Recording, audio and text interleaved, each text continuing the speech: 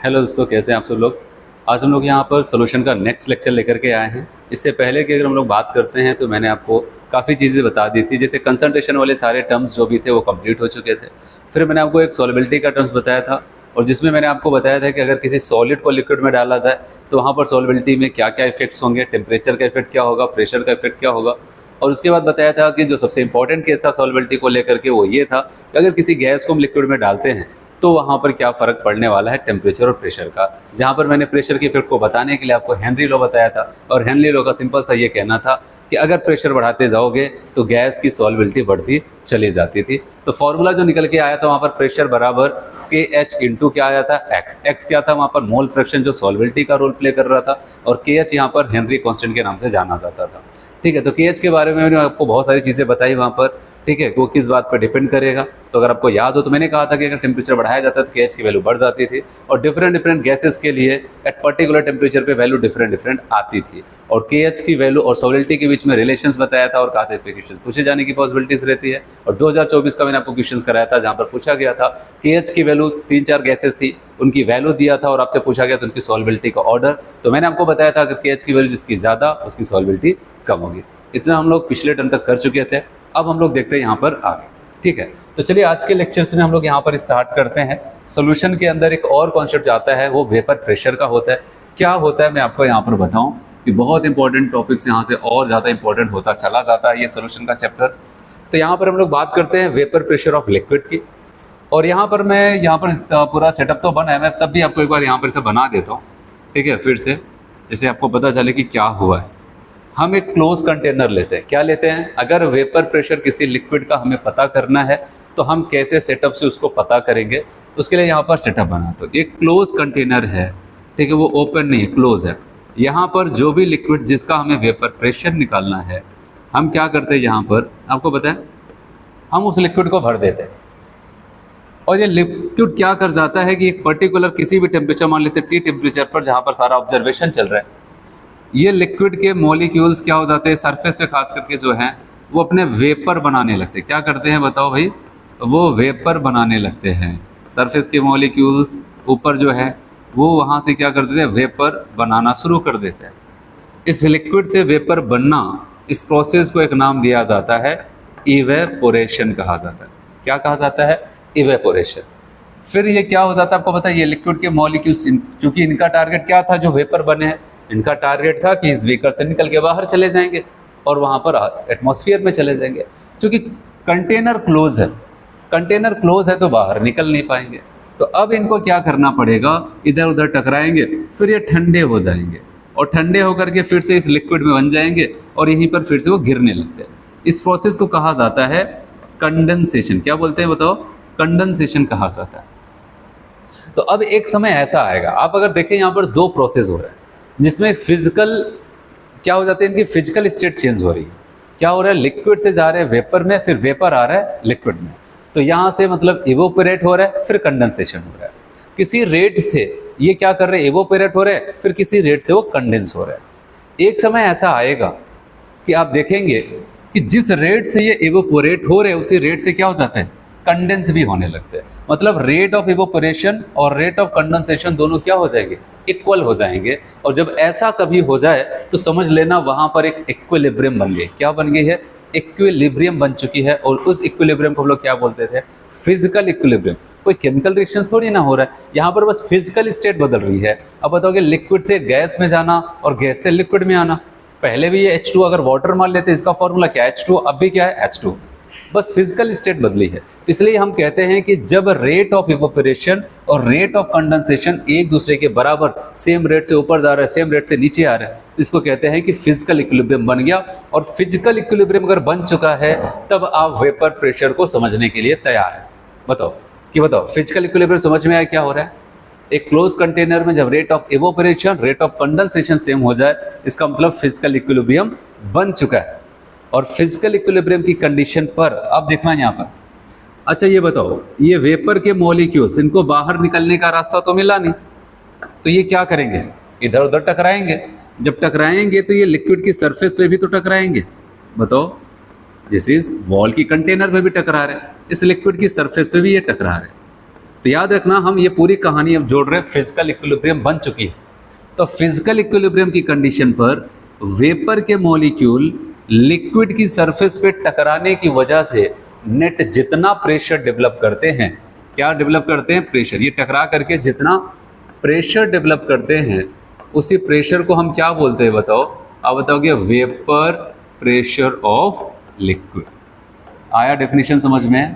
पहले तो इक्विलिब्रियम बनाओ, इक्विलिब्रियम बन जाए तो अब वहां पर बैठो और वहां पर ऑब्जर्व करो, ये वेपर के मॉलिक्यूल इसकी सतह पर टकराने की वजह से, लिक्विड की सरफेस पे टकराने की वजह से कितना प्रेशर डेवलप कर रहे हैं। जितना प्रेशर डेवलप करते हैं वो उस लिक्विड का वेपर प्रेशर कहलाता है।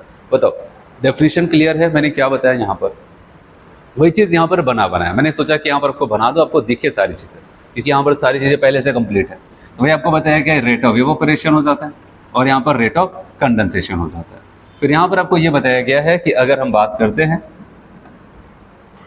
ठीक है, आरबी को यहाँ पर उन्होंने कहा है कि रेट ऑफ कंडेंसेशन, और आर फॉरवर्ड से लिया गया, रेट ऑफ इवेपोरेशन को आर एफ बोल दिया, इसको आरबी, क्योंकि इसको आगे जाना फॉरवर्ड इस स्टेट को बता दिया और यहाँ पर वापस आने इसको बैकवर्ड बोल दिया गया।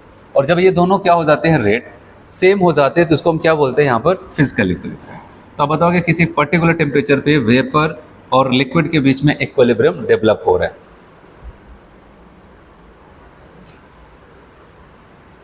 चलिए, condition of vapour and liquid equilibrium, क्या क्या कंडीशन आपको चाहिए अगर उसके बीच में इक्विलिब्रियम आपको बनाना है? तो यहां पर आपको ये बताया जा रहा है। तो याद रखना, कहा जा रहा है rate of evaporation is equal to rate of condensation. वही जो आपको बताया, ऊपर जाने का रेट और नीचे आने का रेट बराबर हो जाए। और एक चीज याद रखना, गिब्स फ्री एनर्जी चेंज, यहां पर आप नॉट हटा देना, ठीक है। Gibbs free energy change delta G will be zero. अभी यहाँ के लिए आपके पहली बार मिल रहा है, लेकिन इसके बारे में पूरा डिटेल डिस्कशन मैं करूंगा जब मैं आपको थर्मोडायनेमिक्स पढ़ाऊंगा, तो आपको पता चलेगा डेल्टा जी है क्या और ये क्यों जीरो हो जाता है। अभी के लिए याद रखना कि कोई भी ऐसा प्रोसेस जो इक्विलिब्रियम में आ जाए, चाहे फिजिकल इक्विलिब्रियम हो चाहे केमिकल इक्विलिब्रियम हो, तो वहाँ पर डेल्टा जी की वैल्यू क्या हो जाती है? जीरो हो जाती है। और याद रखना, जब वहाँ पर इवेपोरेशन और कंडेंसेशन का रेट सेम हो जाता है, तो अब लिक्विड का अमाउंट और वेपर का अमाउंट कांस्टेंट हो जाता है। इक्वल नहीं बोल रहा हूँ मैं, कांस्टेंट हो जाता है। जैसे मान लेते हैं जब इक्विलिब्रियम बनी तो लिक्विड के जो थे वो 80 मॉलिक्यूल थे, ऐसा एक एग्जांपल, और वेपर के 20 थे। तो अब जब तक उनके बीच में फिजिकल इक्विलिब्रियम बनी रहेगी तो वेपर के आपको 20 ही मिलेगा और लिक्विड के आपको 80 ही मॉलिक्यूल्स वहाँ पर देखने को मिलता है। तो इसलिए यहाँ पर कह रहा है कि amount of liquid as well as vapour will be constant, that is do not change with time. अब समय के साथ ऐसा नहीं कि उनकी कंसंट्रेशन में चेंजेस आएगा, जितना था उतना रहेगा, ठीक है। अब अगर आपने फिजिकल इक्विलिब्रियम बना दिया तो अब आप डेफिनेशन पढ़ने के लिए तैयार हो, और डेफिनेशन क्या है आप इसको देखें। मैंने यहाँ पर हिंदी इंग्लिश में मिला के लिखा, फिजिकल इक्विलिब्रियम की कंडीशन पर वेपर के मॉलिक्यूल्स लिक्विड की सरफेस पर टकराने के कारण जितना प्रेशर डेवलप करते हैं उसे लिक्विड का वेपर प्रेशर कहते हैं। इसे पी नोट से डिनोट करते हैं। आप समझते, किसे डिनोट करते हैं? पी नोट से इसको डिनोट किया जाता है। अब यहाँ पर बात करते हैं कि आपको वेपर प्रेशर की डेफिनेशन समझ में आई, तो अब हम यहाँ पर बात करेंगे वेपर प्रेशर किन बातों पे डिपेंड करेगा, किन बातों पे डिपेंड नहीं करेगा। मैं आपको पहले से ही सतर्क कर दूं, ये एक ऐसा चैप्टर है जिसपे न्यूमेरिकल से ज़्यादा, ठीक है, थ्योरी वाले क्वेश्चन ज़्यादा इंपॉर्टेंट रखते हैं। अब ऐसा नहीं कि आप बताओ कि अच्छा इसका एक काम करना, थ्योरी रट डालो, नहीं, आपको सारी चीज़ें लेके चलना, लेकिन थ्योरी की भी बहुत ज़्यादा वैल्यू है, इस बात का आपको यहाँ पर ध्यान देना, ठीक। इसीलिए सारे थ्योरी वाले पोर्शन इसके अच्छे से कवर होने चाहिए, क्योंकि अगर आप देखेंगे क्वेश्चन में ज़्यादातर क्या करता है, न्यूमेरिकल तो कभी कभार पूछता भी है, लेकिन थ्योरी पे भी बहुत ज़्यादा फोकस करते हैं। तो अब आपसे बताया गया vapour pressure of liquid do not depends upon. आपको वेपर प्रेशर समझ में आया क्या होता है? इक्विलिब्रियम की अवस्था में वेपर के मॉलिक्यूल टकरा रहे, प्रेशर डेवलप कर रहे। अब सवाल आता है कि कब वो वेपर प्रेशर ज़्यादा हो सकता है, कब वो वेपर प्रेशर कम हो सकता है, या फिर कौन कौन से ऐसे लोग हैं वो कहते हैं कुछ भी हो जाए, इनकी वजह से कोई भी वेपर प्रेशर में फ़र्क नहीं आएगा। तो वहाँ पर हम लोग पहले यही डिस्कशन कर रहे हैं, जो डू नॉट डिपेंड्स अपॉन, ठीक है, जिसके ऊपर डिपेंड नहीं करेगा। तो नंबर 1 यहाँ पर कहते हैं अमाउंट ऑफ लिक्विड। ये बात बहुत इंपॉर्टेंट है, ध्यान देना। कह रहे चाहे आप 1 लीटर वो लिक्विड लो, चाहे 1000 लीटर लो, उसका वेपर प्रेशर आपको वही मिलेगा। क्यों? क्योंकि अगर आप यहाँ पर ध्यान दें, मान लेते पहले हमारा यहाँ पर कंटेनर ऐसा था, ठीक है। अब जो वेपर के मॉलिक्यूल बन रहे हैं जितना यहाँ पर ऐसा, ठीक है, वही आकर के इसके ऊपर टकरा रहे हैं। और आपको पता है वेपर का मॉलिक्यूल नीचे वाले थोड़ी ना वेपर बनाएंगे, कौन बनाएगा? जो सरफेस पे थे वही बनाते, जो सरफेस पे मॉलिक्यूल थे वही वेपर बना के उड़े और वही फिर वापस आकर के उसके ऊपर प्रेशर लगाए। तो इसीलिए याद रखना कि अब चाहे यहाँ पर हमने क्या किया, ठीक है, ये बताओ, अब मान लेते कंटेनर बड़ा करके इसमें और भी लिक्विड भरते चले गए, तो इससे कुछ मतलब थोड़ी ना होगा, है कि नहीं? क्योंकि उड़ना किसको है? केवल ऊपर वाले मॉलिक्यूल्स को। तो अब यहाँ पर याद रखना अमाउंट ऑफ लिक्विड के ऊपर डिपेंड्स नहीं करता है, चाहे वो 1 लीटर हो चाहे 1000 लीटर हो, वेपर प्रेशर उस लिक्विड का सेम आएगा। फिर सवाल आता है दूसरा, सरफेस एरिया ऑफ लिक्विड। सवाल आता है सरफेस एरिया पे क्यों? क्योंकि अभी हमने देखा कि सरफेस एरिया, क्योंकि अगर वहां पर क्या हो जाता है, सरफेस के मॉलिक्यूल ही तो बना रहे हैं वेपर, सरफेस एरिया ज़्यादा होगा तो ज़्यादा मॉलिक्यूल उड़ेंगे और ज़्यादा मॉलिक्यूल तो ज़्यादा वेपर प्रेशर। लेकिन आप ध्यान दो, यहाँ पर ध्यान देना क्या होता है। जैसे अगर आप यहाँ पर समझें, मान लेते एक हमारे पास ऐसा कंटेनर था, ये लिक्विड था यहाँ पर, ठीक, ऐसे लिक्विड था। कंटेनर हमेशा क्लोज रहेगा, अगर मैं भूल जाता हूँ बनाना क्लोज करना तब भी ध्यान देना। अगर आप देखें इसका सरफेस एरिया इतना था, तो इसी सरफेस एरिया से मॉलिक्यूल्स उड़े और इसी के ऊपर प्रेशर लगा रहा है। अगला एक कंटेनर में बना रहा हूँ, ऐसे कुछ है, ठीक है, यहाँ पर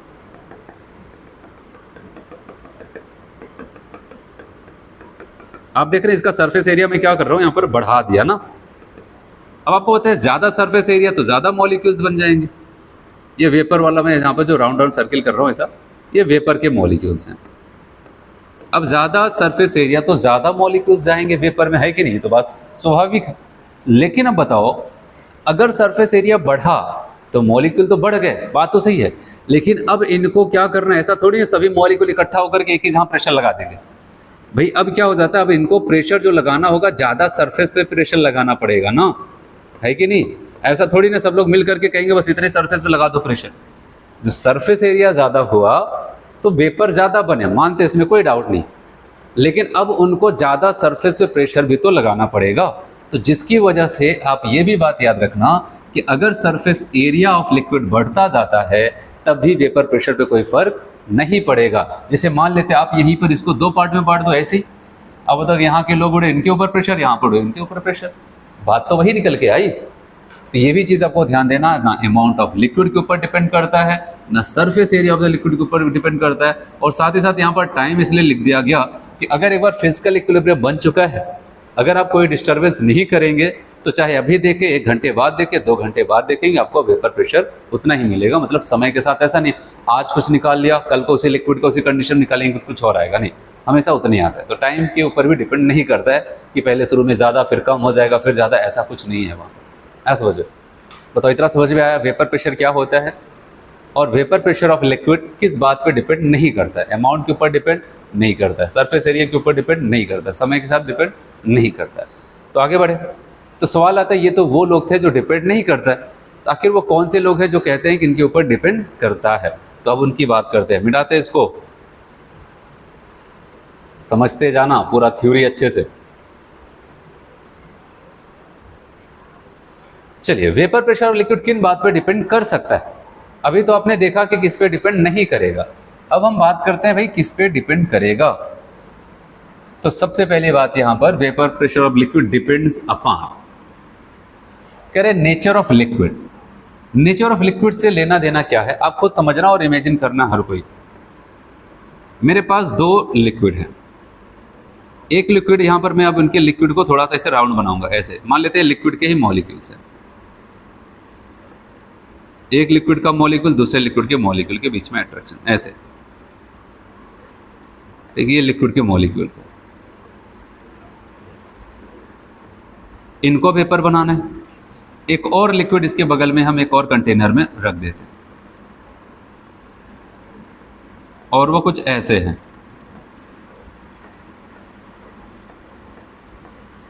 अब आप अपना दिमाग लगाते रहिए क्योंकि मैं आपसे ये पूछने वाला हूं कि कौन सा लिक्विड ज़्यादा वेपर बनाएगा, ठीक है? और एक चीज़ हमेशा याद रखना, वहाँ पर जो ज़्यादा वेपर बनाएगा वो ज़्यादा वेपर प्रेशर लगाएगा, क्योंकि प्रेशर किसको लगाना है बताओ, वेपर को। तो अगर ये लिक्विड ए है और लिक्विड बी है, अब अगर आपसे पूछा जाए कि ये बताओ भाई, दोनों में अगर देखा जाए, आपसे पूछा जाए कौन ज़्यादा वेपर बनाएगा, मतलब किसके मॉलिक्यूल बड़ी जल्दी से इवोपरेट हो जाएंगे, कौन होगा बताओ। जहाँ पर एक मॉलिक्यूल का दूसरे मॉलिक्यूल के बीच में अट्रैक्शन कम होगा, वो बड़ी जल्दी वहाँ पर इवोपरेट हो जाते हैं। जहाँ पर एक दूसरे को कस के पकड़ के होल्ड किए हुए, वो जल्दी एक दूसरे को छोड़ते नहीं हैं, तो बताओगे वहाँ पर उनके वेपर्स कम बनेंगे। अब जैसे ए और बी में अगर आप देख पा रहे हैं, तो यहाँ पर ए के मॉलिक्यूल्स को थोड़ा दूर दूर दिखा है। इसका मतलब एक इनके मॉलिक्यूल का दूसरे मॉलिक्यूल के बीच में इंटर मॉलिक्यूलर अट्रैक्शन थोड़ा सा कम है, जिसको हम फिजिकल फोर्स भी कह सकते हैं। और यहाँ पर एक मॉलिक्यूल का दूसरे मॉलिक्यूल के बीच में लगाव ज़्यादा है। और आपको पता है लिक्विड से गैस जाने का मतलब है क्या, पहले मॉलिक्यूल्स करीब थे तो लिक्विड थे, थोड़ा सा उनके बीच की दूरी बढ़ गई, गैस बन गया। अब सवाल आता है इनके बीच में तो पहले से ही लगाव कम दिख रहा है हमें, इनके बस थोड़ा सा हीट और देना था, ये जल्दी से वेपर बना लेंगे। और यहाँ पर पहले से लगाव ज़्यादा है, अट्रैक्शन फोर्स तो पहले से ही ज़्यादा है। अब यहाँ पर पता चल रहा है ये एक दूसरे का हाथ पकड़ के ऐसे टाइटली होल्ड के करे, नहीं किसी को छोड़ लेंगे नहीं, वहाँ पर किसी को होल्डे नहीं देंगे, साथ साथ उड़ेंगे वहाँ पर। तो जब एक दूसरे को पकड़ के रखे हैं तो जल्दी यहाँ पर ये इवोपरेट नहीं होंगे। तो अब याद रखना यहाँ पर, तो जो नेचर ऑफ लिक्विड की बात आ रही है, तो फिजिकल फोर्स पे जा करके वहाँ पर अगर डिफरेंट डिफरेंट लिक्विड हैं तब कंपैरिजन की बात हो रही है। तो यहाँ पर हम ऐसा कह सकते हैं कि यहाँ पर वेपर प्रेशर जो हमारा आएगा, ठीक है, वो इन्वर्सली प्रोपोर्शनल हो जाएगा स्ट्रेंथ ऑफ फिजिकल फोर्सेस।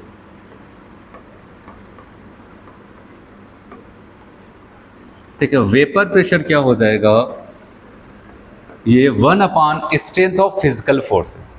तो यहां पर अगर फिजिकल फोर्स का मतलब ये एक मॉलिक्यूल का दूसरे मॉलिक्यूल के बीच में लगाव, अगर उनके बीच में लगाव ज्यादा है तो वेपर प्रेशर क्या हो जाएगा बताओ, कम। इनवर्सली का मतलब यही होता है, जैसे यहां पर लगाव ज्यादा तो वेपर प्रेशर कम। वही अगर इसका उल्टा, अगर लगाव कम है तो वेपर प्रेशर वहां पर ज्यादा।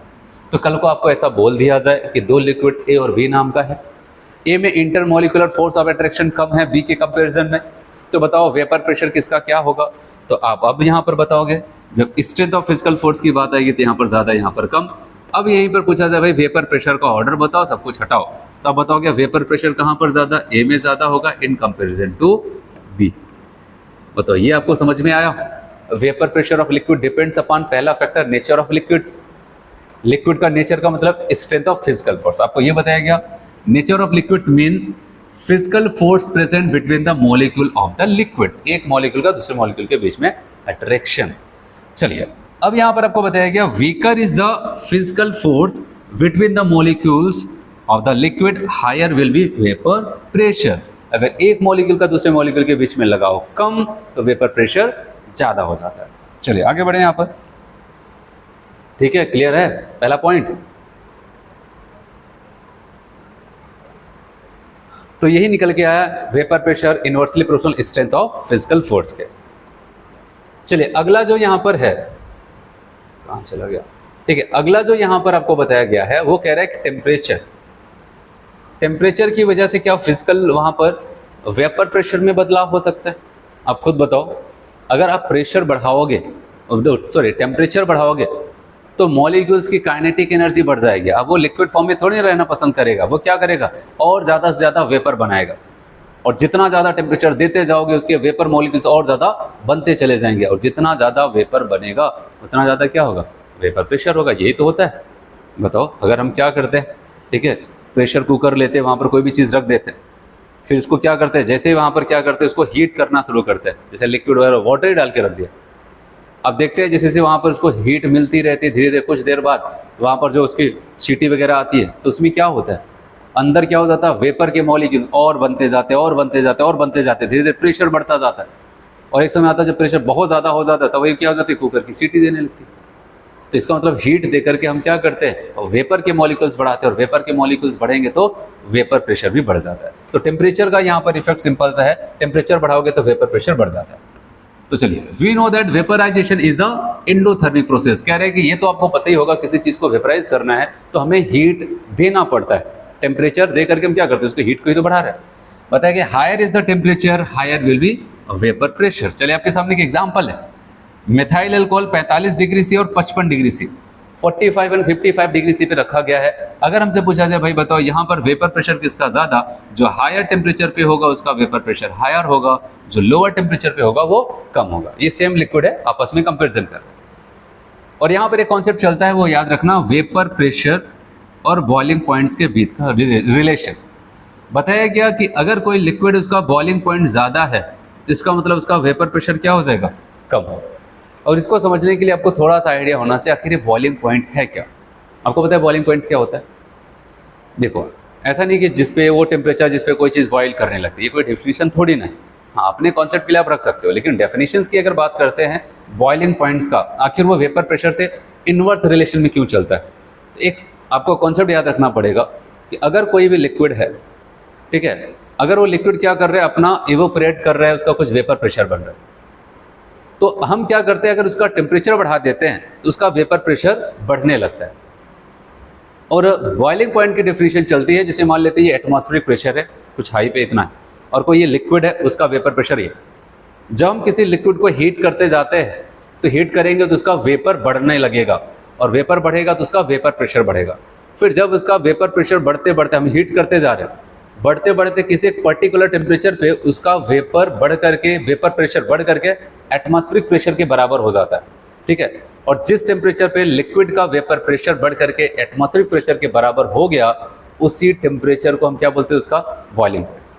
अब खुद सोचो, अगर एक ऐसा लिक्विड है, हम इसको टेम्परेचर दिए जा रहे हैं, उसका वेपर प्रेशर बहुत कम है, बहुत कम है, मतलब टेम्परेचर 10, 20, 25, 30, 40, 50, 60, ऐसे 100, 150 डिग्री से दिया, तब जा करके वो क्या हो जाता है, एटमॉस्फेरिक प्रेशर के बराबर अपना वेपर प्रेशर कर पाया। क्योंकि क्यों नहीं कर पा रहा था, क्योंकि वो वेपर कम बना रहा था। जब कोई वेपर कम बनाएगा तो उसका वेपर प्रेशर कम लगेगा, वेपर प्रेशर कम लगेगा तो उसको इस प्रेशर तक पहुंचने के लिए बड़ा समय लगेगा, मतलब बहुत ज़्यादा टेम्परेचर देना पड़ेगा। इसीलिए बताया गया यहाँ पर कि अगर कोई लिक्विड का बॉइलिंग पॉइंट ज़्यादा है, कह रहा है कि मैं 100, 150 नहीं, 200, 400 डिग्री सी पे बॉइल करूँगा, इसका मतलब जब 400 डिग्री से आप दोगे तब जा करके उसका वेपर प्रेशर कहीं एटमॉस्फेरिक प्रेशर के बराबर होगा, ठीक है। मतलब उसका बॉइलिंग पॉइंट्स हाई था तो जल्दी वेपर नहीं बना रहा था, बॉइलिंग पॉइंट्स हाई तो वेपर प्रेशर कम। ऐसे ही कोई एक लिक्विड है, कहता है तो हम 50 डिग्री से पे बॉइल कर जाएंगे, इसका मतलब उसका क्या हो जाता है, जैसे आप थोड़ा सा टेम्परेचर देंगे उसका वेपर प्रेशर बड़ी तेजी से बढ़ेगा, और जैसे हमने 50 डिग्री से दिया तो उसका वेपर प्रेशर जल्दी से बढ़ के किसके बराबर हो गया, एटमॉस्फेरिक प्रेशर के बराबर हो गया। किसके बराबर, एटमॉस्फेरिक प्रेशर के बराबर हो गया, और जब एटमॉस्फेरिक प्रेशर के बराबर हो गया तो उसका बॉइलिंग पॉइंट जल्दी आ गया। इसीलिए जिसका बॉइलिंग पॉइंट कम होगा उसका वेपर प्रेशर ज़्यादा होगा, ठीक है, और जिसका बॉइलिंग पॉइंट ज़्यादा उसका वेपर प्रेशर कम। कुछ ना समझ में आया तो ये रिलेशन हमेशा याद रखना काम आता है। चलिए अब यहाँ पर एक एक्सपेरिमेंटली फाउंड डाटा है, वहाँ पर उसको हम लोग देखते हैं।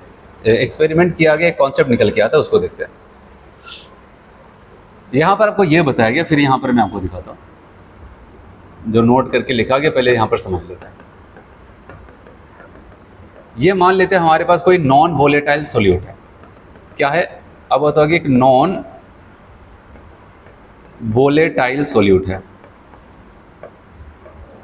और आपको पता है नॉन वोलेटाइल सोल्यूट का मतलब क्या हो जाता है, ऐसे लोगों की बात की जा रही है जो अपना वेपर नहीं बनाते।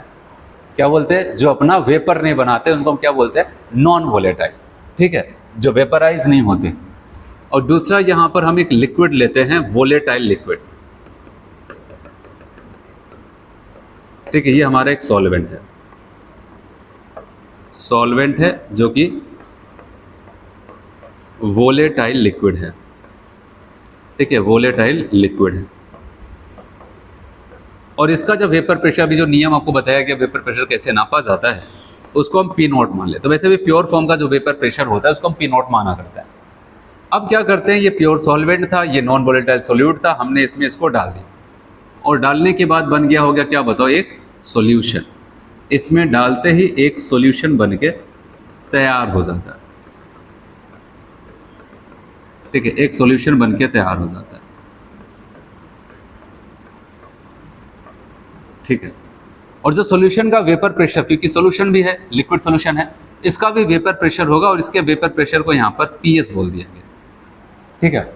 और जब एक्सपेरिमेंटली ये देखा गया और पता चला क्या पता है, उसमें ये देखने को मिला जब किसी नॉन वोलेटाइल सोल्यूट को एक वोलेटाइल लिक्विड में डाला जाता है और सॉल्यूशन बनाया जाता है तो इस लिक्विड का जो वेपर प्रेशर था वो घट जाता है।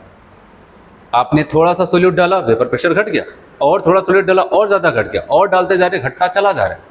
तो ये कॉन्सेप्ट निकल के आता है, अगर किसी लिक्विड में हम नॉन वोलेटाइल सोल्यूट डालते जाएंगे तो उसका वेपर प्रेशर घटता चला जाता है। पहले जितना प्रेशर लगा रहा था अब और कम हो गया, और नॉन वोलेटाइल डाला तो और कम होता चला जाता है। तो इसीलिए यहाँ पर अगर हमसे पूछा जाए कि ये जो कॉन्सेप्ट निकल के आया, इसमें पता चला ये P0 और PS ये सॉल्यूशन का वेपर प्रेशर है और ये प्योर सॉल्वेंट का है। तो पता चला यहाँ पर प्योर फॉर्म में जब था उसका वेपर प्रेशर ज़्यादा था किससे, सॉल्यूशन फॉर्म से। अब अगर हमसे यहाँ पर बोला जाए भाई कितना बढ़ गया, कितना वहाँ पर वेपर प्रेशर घटा, जिसको हम कहते हैं lowering vapour pressure, lowering in vapour pressure. तो अब क्या बताओगे, लोअरिंग वेपर प्रेशर कितने का आया, तो आप बताओगे ये ज़्यादा है ये कम है। जैसे मान लेते पहले उसका वेपर प्रेशर 10 था, यहाँ पर अब ये 5 हो जाता है। तो अगर हमसे पूछा जाए भाई कितने की गिरावट आई, तो अब क्या बताओगे, 5 ही तो बताओगे। तो कैसे निकाला 5, आप बताओगे हमने क्या किया, P0 मतलब ज़्यादा वाले वेपर प्रेशर में से कम वाले को घटा दिया, मतलब प्योर सॉल्वेंट वाले में से सोल्यूशन को घटा दिया, तो हमें पता चल गया लोअरिंग इन वेपर प्रेशर। आया समझ में। और इसी से कॉन्सेप्ट निकल के भी आना शुरू कर देता है कि भाई अब अगर हमें पता चल गया कि नॉन वोलेटाइल सॉलिड डालते जाओगे, ठीक है, सॉल्यूशन में, तो वो उसका वेपर प्रेशर घटता चला जाएगा, क्योंकि सबसे ज़्यादा वेपर प्रेशर कहाँ पर होगा उस कंडीशन में, उसके प्योर फॉर्म का, ठीक है। सॉल्यूशन फॉर्म में तो उसका वेपर प्रेशर घटता चला जाएगा। अब ये तो हो गया, घटता चला जाता। अगर हमसे पूछा जाए ऐसा क्यों हो रहा है, ऐसा क्यों हो रहा है, अगर उसको हम देखें यहाँ पर, जैसे कि मैं आपको यहाँ पर एक एग्जाम्पल दिखाता हूँ। पहले यहाँ पर ऐसे आप समझो आखिर ऐसा क्यों हो जाता है। ये नॉन वोलेटाइल सॉल्यूट को मैं ऐसा वाइट से दिखा देता हूँ, ठीक है। ये इसमें जब डाला गया, तो अब अगर आप यहाँ पर देखें, अब ये सॉल्यूशन बन गया ना, तो यहाँ पर आपको ये दोनों आपको दिखाई देंगे, और याद रखना यहाँ पर ऐसा हो जाता है। अब होता क्या है, ये जो आपको व्हाइट से मैंने दिखाया नॉन वोलेटाइल सॉल्यूट है, क्या अपने वेपर बनाते हैं, नहीं बनाते। ये अपना वेपर बनाते तो नहीं है, लेकिन आपको पता है वेपर कौन बनाता है, ये जो सरफेस के मॉलिक्यूल होते हैं वही वेपर बनाते हैं। अब ये लोग क्या करते हैं, हमें पता है ये होमोजेनस मिक्सचर्स बनाते हैं। तो ये जो नॉन वोलेटाइल सॉल्यूट है ये क्या कर जाता है, अभी सोल्यूशन में सरफेस पे जा करके बैठ जाता, और सोल्यूशन के अंदर भी सब जगह होगा।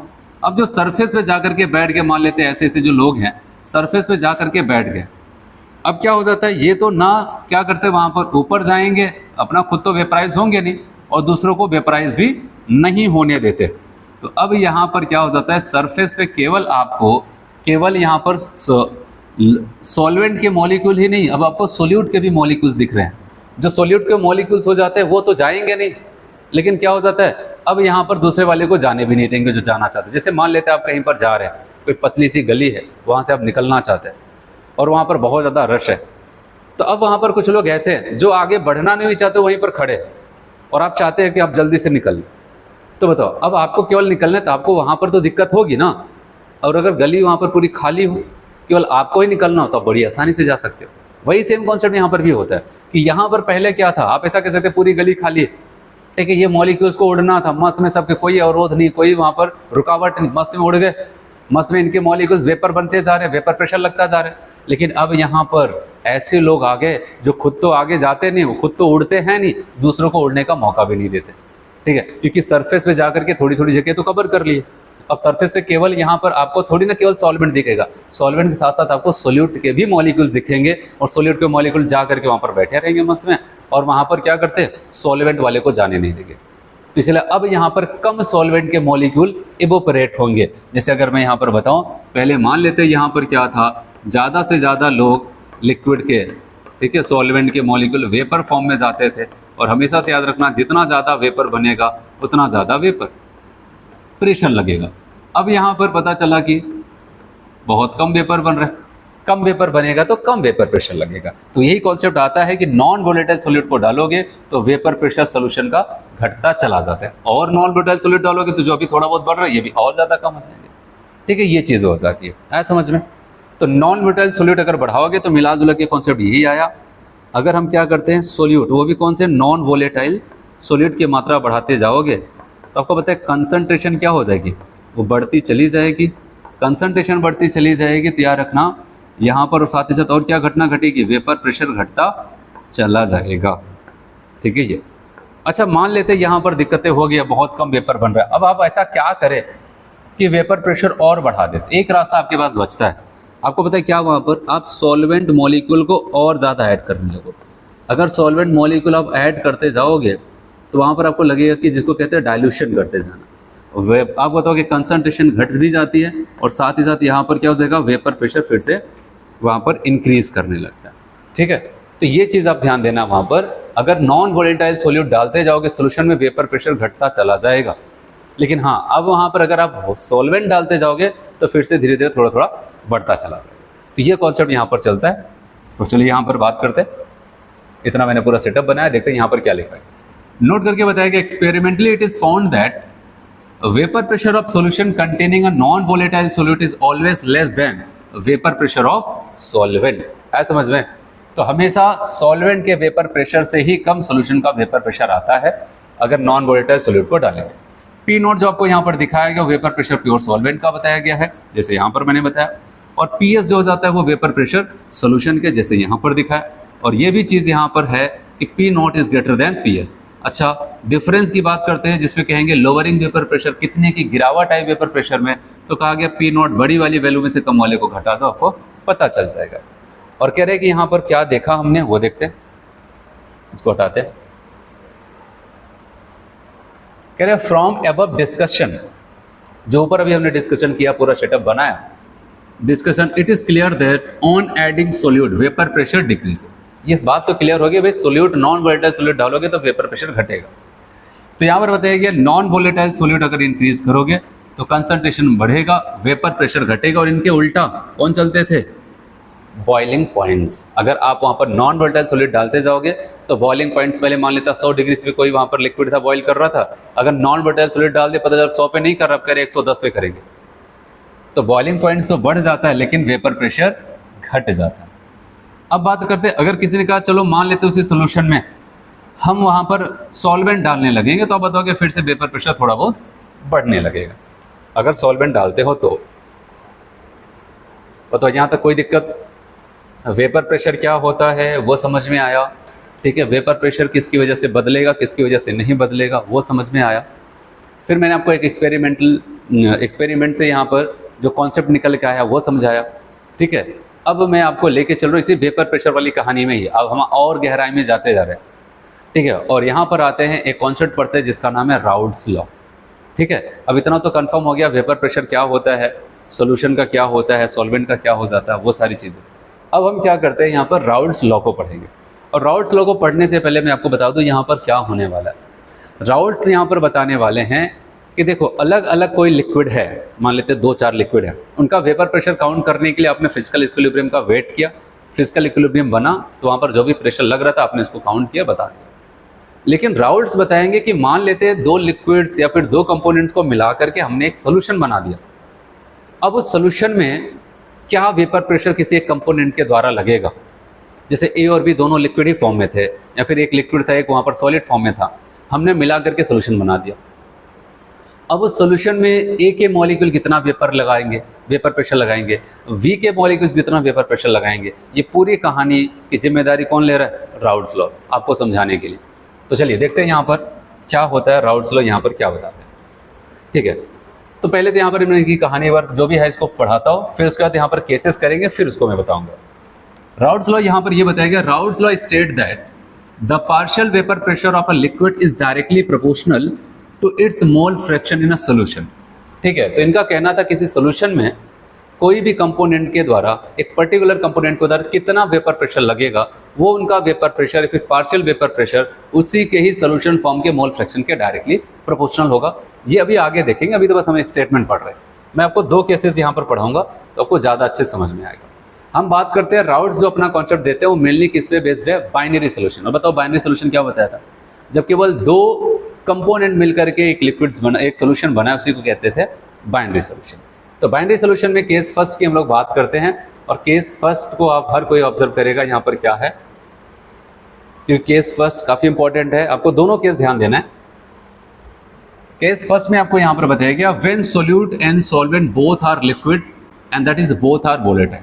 जब हमारा ए और बी मतलब सोल्यूट और सॉल्वेंट दोनों वेपर बनाते हैं, दोनों लिक्विड फॉर्म में हैं, दोनों अपने वेपर्स बनाते हैं और उन दोनों को मिला दिया जाए, और जब मिल जाएगा जो फाइनल सोल्यूशन बनेगा, उस फाइनल सोल्यूशन में ए कितना वेपर प्रेशर लगा रहा है, बी कितना वेपर प्रेशर लगा रहा है, क्योंकि अब वो अकेले अकेले नहीं रहे, अकेले अकेले थे तो जितना भी लग रहा कह दिया ए ही लगा रहा है, बी वाले में क्या अकेला बी है तो वहाँ पर जो भी लग रहा था बी लगा रहे हैं, लेकिन अब मिक्सचर्स में ए और बी दोनों प्रेजेंट है, अब उस टोटल प्रेशर में से कितना ए लगा रहे कितना बी लगा रहे ये कैसे पता करेंगे, वही सारी चीज़ें यहाँ पर सीखने वाले हैं। तो चलो देखते हैं। यहाँ पर आपको बताइए अगर लिक्विड ए है और ये लिक्विड बी है, दोनों वोलेटाइल है, अब इन दोनों को क्या करते हैं, एक नए बीकर में पलट दिया, ठीक है, ऐसे सोल्यूशन बन गया।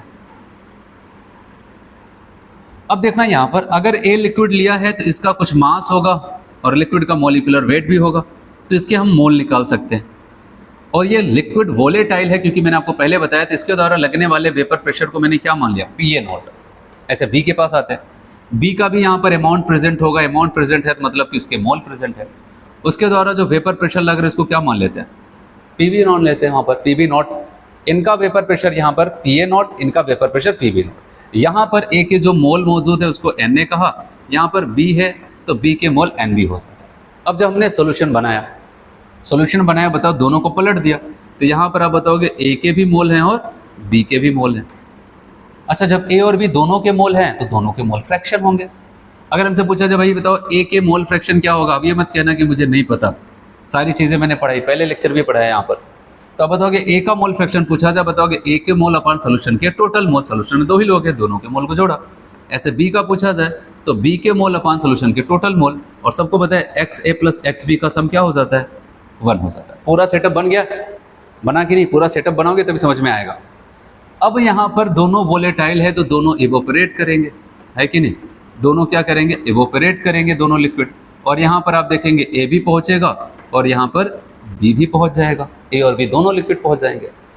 अब समस्या ये है, इनकी सरफेस पे प्रेशर तो लग रहा है, लेकिन वो प्रेशर में से अगर हम बात करते हैं तो ए कितना प्रेशर लगा रहे हैं और बी कितना प्रेशर लगा रहा है, तो कहा गया भाई ए जो प्रेशर लगा रहे हैं उसको हम कह देते हैं पी बी, सॉरी बी जितना प्रेशर लगा रहे हैं उसको पी बी, और ए जितना लगा रहे हैं उसको पी ए कह देते हैं।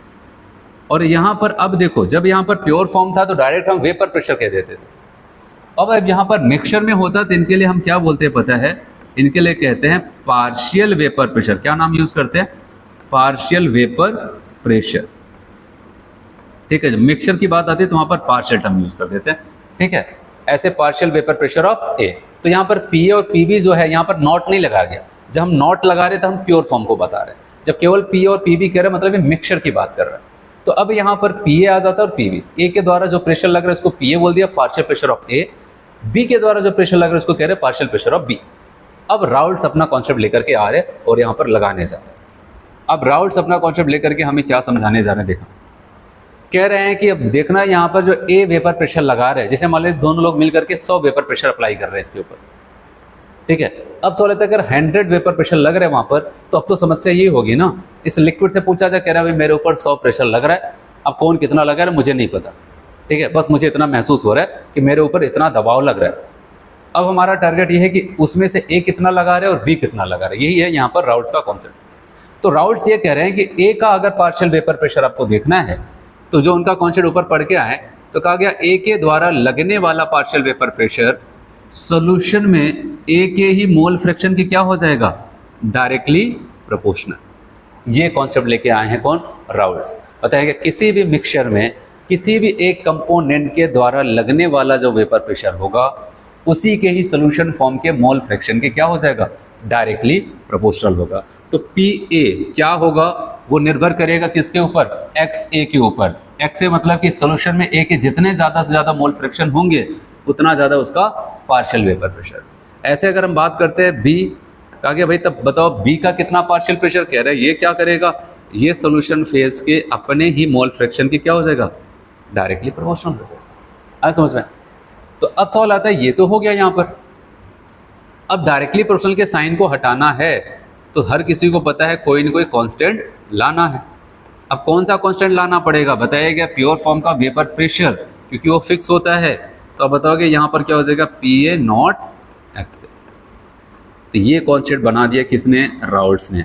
उन्होंने कहा पार्शियल वेपर प्रेशर ऑफ ए जब अब कभी भी कैलकुलेट करना होगा तो याद करना कि आप कहना मुझे दो चीज़ें बता दो।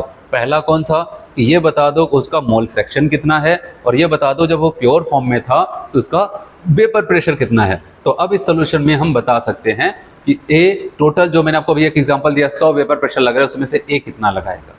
तो ऐसे बी का अगर पता करना हो तो हम यहाँ पर भी सेम वही चीज़ बताएंगे कि यहाँ पर पी बराबर आ जाएगा PB नॉट इंटू XB। है समझ में, ये टर्म्स यहाँ पर आ जाता है, PB बराबर PB नॉट XB आ जाता है। तो उसके प्योर फॉर्म का vapour pressure into mole fraction आ जाता है। आया। तो ये चीज़ें हमें यहाँ पर करनी है, PA बराबर PA नॉट X से और PB बराबर PB नॉट XB आ जाता है। तो ये किसने बताया, राउल्ट्स ने बताया। फिर से बताओ राउल्ट्स का क्या कहना था, किसी भी सॉल्यूशन में किसी भी एक कंपोनेंट के द्वारा लगने वाला जो पार्शियल वेपर प्रेशर होगा वो सॉल्यूशन में उसी के ही मोल फ्रैक्शन के डायरेक्टली प्रोपोर्शनल होगा। और हमने डायरेक्ट प्रोपोर्शनल साइन को किससे हटाया पता है, उन्हीं के ही प्योर फॉर्म के वेपर प्रेशर। हमेशा डायरेक्टली प्रोपोर्शनल के साइन को किसी न किसी कांस्टेंट से ही हटाया जाता है। इसका मतलब प्योर फॉर्म का वेपर प्रेशर क्या हो जाता है, कांस्टेंट होता है।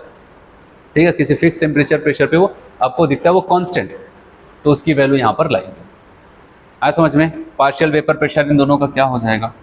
अब इन्हीं सब में कौन आ जाता है यहाँ पर, चलो इसको नीचे लेके चलते हैं वहाँ पर। बताओ यहाँ तक कोई सब कुछ क्लियर है, इतना क्लियर है, आगे देखें। अब यहीं पर डाल्टन की भी एंट्री करा दें, मिटा दे इसको, फॉर्मूला दिख रहा है, अभी नीचे दिखेगा वहाँ पर। ये आपको बताया गया P डायरेक्ट प्रोपोर्शनल X से, तो इसका मतलब PA बराबर PA नॉट X से, PB डायरेक्टली प्रोपोर्शनल XB, तो यहाँ पर PB बराबर PB नॉट XB आ जाता है। अब यहाँ पर डाल्टन की एंट्री कराते हैं। वो क्या कहने जा रहे हैं, कह रहे देखो तुमने तो एक एक हिस्से का प्रेशर बता दिया, अब ये कह रहे हैं कि अब हम ये बताने जा रहे हैं कि वहाँ पर टोटल प्रेशर कितना लग रहा है। लिक्विड से पूछ करके वही तुम्हारे ऊपर टोटल कितना प्रेशर लग रहा है, तो यही कहेगा जितने भी लोग हैं उनके पार्शियल प्रेशर का सम कर दो, टोटल प्रेशर या फिर सोल्यूशन, PT का है फिर PS का है। अब बताओ ए के द्वारा लगने वाला पार्शियल प्रेशर प्लस B के द्वारा लगने वाला पार्शियल प्रेशर, यही तो करोगे। PA PB है ना, नॉट नहीं लगा है, मतलब पार्शियल प्रेशर की बात कर रहे हैं। A का पार्शियल प्रेशर प्लस B, मतलब A जितना प्रेशर लगा रहे वो और B जितना प्रेशर लगा रहे वो, दोनों को जोड़ दो, आ जाएगा।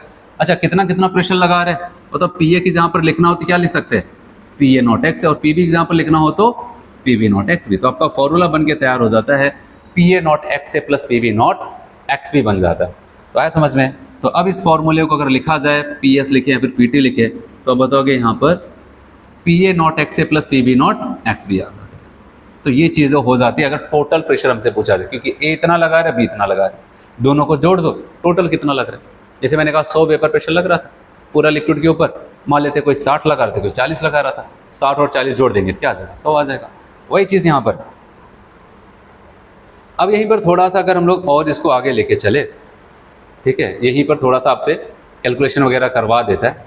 देखो फॉर्मूला तो ये है, अगर दो कंपोनेंट A और B है, इसी के साथ थोड़ा फॉर्मूले के साथ अगर हम खेलें तो यहाँ पर ऐसा कह सकते हैं, हमें पता चला PS बराबर PA not X A plus PB not XB।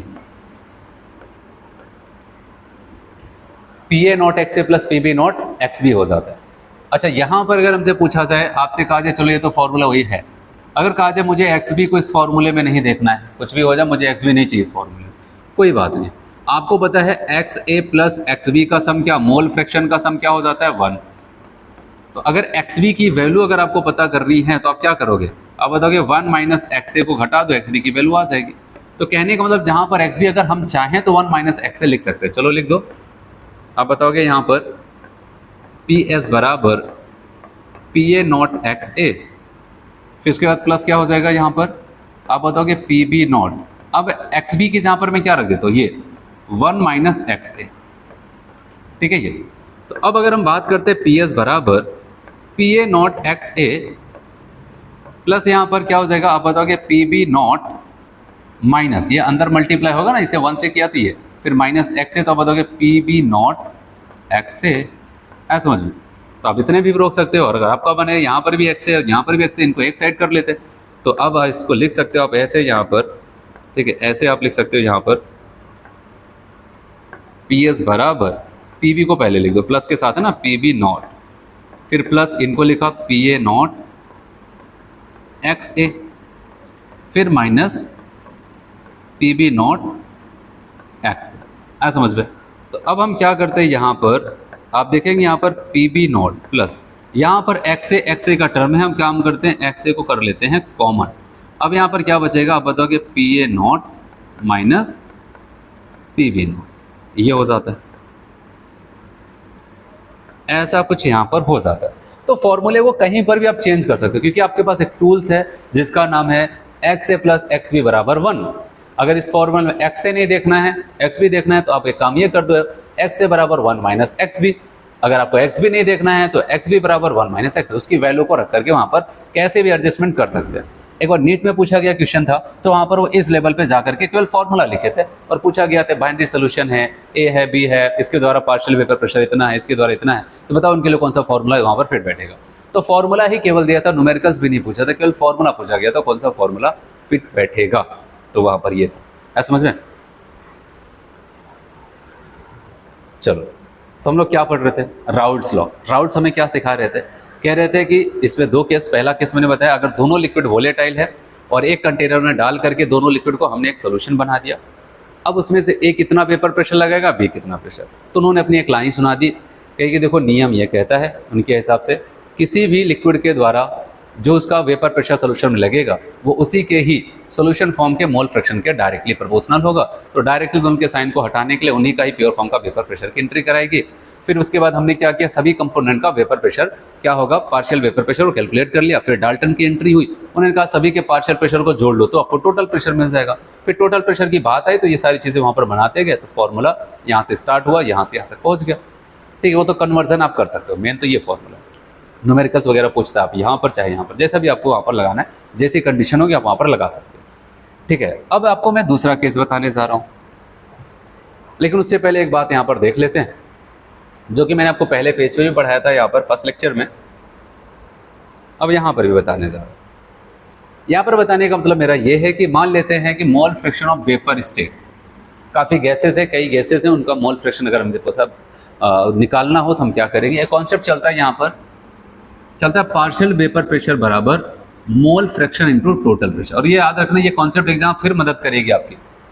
जब हम लोग क्या पढ़ते हैं इक्विलिब्रियम, केमिकल इक्विलिब्रियम पढ़ेंगे, वहाँ पर केपी और केसी का आपने सुना होगा कभी, तो उसमें केपी निकालने के लिए कभी कभार चीज़ें हमें मोल से स्टार्ट करनी पड़ती थी और मोल की मदद से ही हमें प्रेशर का टर्म बनाना पड़ता है।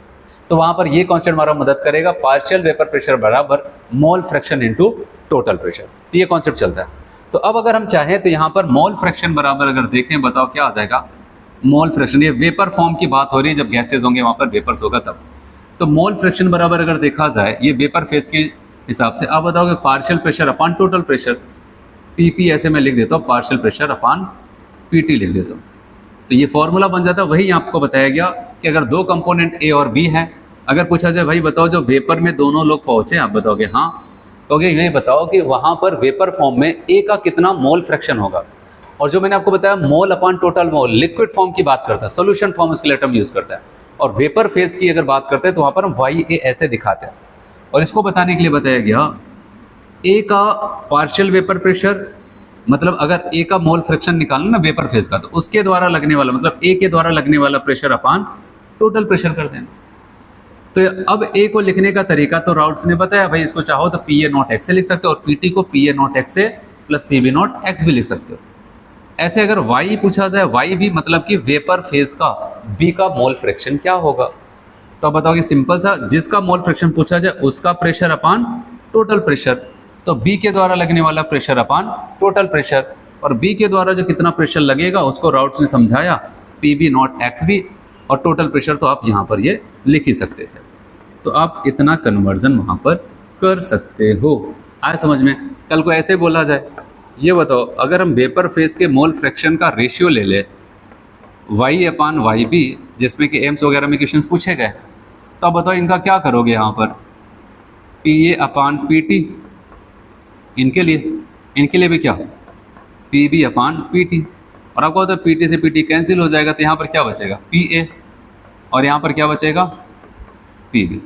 तो Y A upon Y B बराबर P A upon P B आ जाएगा। तो कहने का मतलब कि उनके अगर रेशियो की बात आएगी तब वेपर फेज के मोल फ्रैक्शन का अगर रेशियो लिया जाए तो आप बताओगे यहाँ पर क्या हो जाएगा, उनके वेपर प्रेशर मतलब पार्शियल वेपर प्रेशर के मोल फ्रैक्शन पार्शियल प्रेशर के रेशियो के बराबर हो जाएगा। सेम ये चीज़, क्योंकि न्यूमेरिकल्स आता है आपको इनका कुछ दे दिया जाएगा। अच्छा, इसको भी ओपन करके लिखा जाता है, जैसे अभी मैंने आपको ये बताया Y A upon Y B बराबर आप बताओगे P A upon P B. तो यहाँ पर आप लिख सकते हैं P A naught, P A को क्या लिख सकते हैं बताओ, P A naught X A upon P B naught X B. ठीक है, इसमें न्यूमेरिकल्स पूछे गए हैं, जेई मेंस वगैरह में पूछा गया, एम्स वगैरह में पूछा गया। ठीक है, तो इस पर आया। नीट में तो अभी ऐसा कुछ नहीं पूछा गया, लेकिन पूछा जा सकता है क्योंकि उन सब में पूछा गया एग्जाम में। तो ये याद रखना, वाई अपान वाई बी बराबर पी अपान पी बी बराबर P A naught X upon P B naught X B आ जाता है। तो खास करके यहाँ पर लेके आते हैं, ए का मोल फ्रैक्शन दे दिया, फिर बी का यहाँ पर पार्शियल प्रेशर, या फिर ज़्यादातर आपसे पूछ लेंगे पार्शियल प्रेशर का उनके क्या हो जाता है, यहाँ पर आपसे पूछा जाएगा प्योर फॉर्म के वेपर प्रेशर का रेशियो बताओ। प्योर फॉर्म के वेपर प्रेशर का जब हम रेशियो पूछते हैं मतलब P A naught X upon P A naught upon P B naught का रेशियो पूछा गया, जो एम से पूछा गया था क्वेश्चन। आगे हम लोग करेंगे लास्ट में इसको, अभी तो नहीं, लास्ट में करेंगे, लास्ट में इसका क्वेश्चन मैं कराऊंगा आपको। तो ये हो जाता है, बताओ यहाँ तक कोई दिक्कत। और यहाँ पर भी याद रखना कि मोल फ्रैक्शन का सम वाई ए प्लस वाई बी, ये भी कितना आ जाएगा 1 ही आएगा। ठीक है, तो चलिए आगे बढ़ते हैं, यहाँ पर इसको हटाते हैं।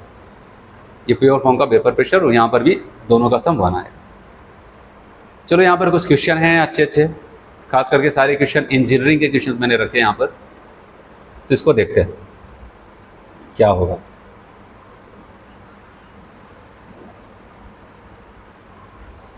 चलिए, इतना क्लियर है। तो क्वेश्चन नंबर 11 हर कोई पढ़ो और बताओ क्या आपको लग रहा है क्या होना चाहिए। ये नहीं कि क्वेश्चन बड़ा सा आपको दिखा कई लाइन का तो आप डर गए, आप उसमें से जो भी डाटा है उसको आप निकाल करके लिखते जाओ। क्वेश्चन में हो सकता है बहुत सारी कहानी सुना है, पता लगा क्वेश्चन 2 ही लाइन का, वहाँ पर 5-6 लाइन लिख दिया जाए। तो आपको जो भी डाटा दिया गया आपकी कोशिश ये होनी चाहिए कि वो डाटा पहले हम एक तरफ निकाल के रख ले और जो पूछा जा रहा है उसका पहले फॉर्मूला लिखते। ठीक है, तो चलो जैसे अगर मैं क्वेश्चन को पढ़ता जाऊँ और इसका जो भी कॉन्सेप्ट है उसको लिखता जाऊँ।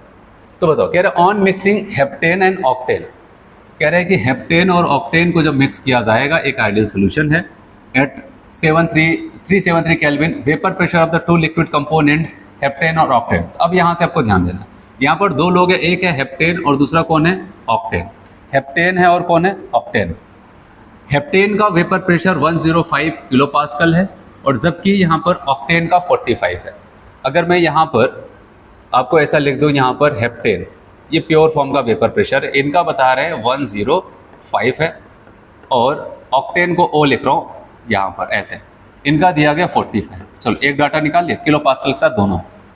फिर कह रहा है vapour pressure of the solution obtained by mixing 25 gram heptane 35 gram octane will be. तो आपसे कह रहा है कि भाई मुझे तो यहाँ पर आपको बताना पड़ेगा टोटल प्रेशर सोल्यूशन का कब, जब कह रहे हैं कि अगर हम क्या करते हैं हेप्टेन का, किसका यहाँ पर, हाँ हेप्टेन का, सर यहाँ पर आप बताओगे हेप्टेन, कह रहे हैं यहाँ पर हेप्टेन का H का आपको मास दे दिया गया कितना 25 ग्राम। ठीक है, सारे डाटा निकालो, पूरा ये पूरी लाइन से डरना नहीं है। फिर कह रहा है यहाँ पर ऑक्टेन का जो मास है वो दिया गया 35 ग्राम। कह रहा है कि चलो ठीक है, मैं आपको इनका मॉलिक्यूलर वेट भी दे देता हूँ। कह रहे हैं इनका मॉलिक्यूलर वेट हेप्टेन का जो दिया गया है वो 100 है और इनका जो आपको बताया गया ऑक्टेन का वो कितना है 114 है। आया समझ में, क्वेश्चन समझ में आया।